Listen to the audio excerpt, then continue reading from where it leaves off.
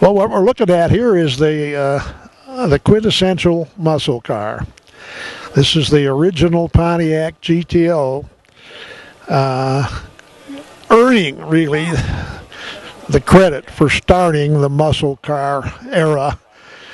I call it the muscle car era because it took almost an era for it to rise to its incredible popularity before finally declining. This car was created by Pontiac, really utilizing a whole bunch of ideas that the aftermarket had been doing for several years. The simple formula of taking a big engine and sticking it into a smaller, lighter weight car wasn't anything so terribly new, except that it was new for a major auto manufacturer to do it on the assembly line. And that's really what created the GTO. That's what gave it its name, a name that it definitely earns.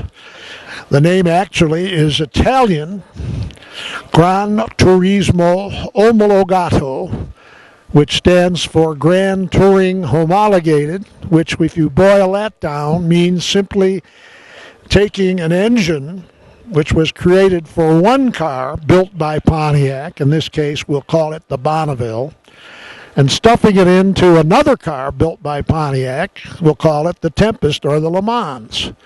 So in effect, what they did is they homologated a car. They created a car that was homogeneous, built by the same manufacturer, but put together as still a third car. They took an engine designed for the big car, put it into a smaller, or what was then called an intermediate car, and created yet a third car, which was justifiably called the GTO, Grand Touring Homologated.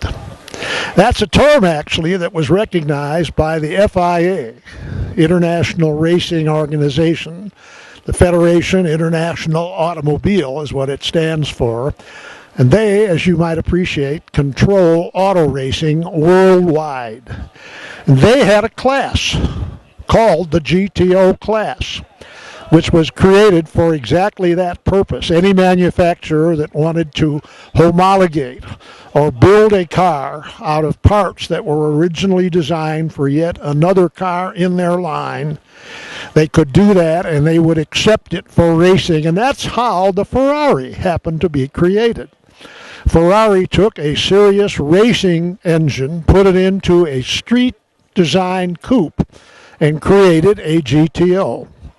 Just as Pontiac took an engine designed for another car and put it into a lighter weight car and created a GTO.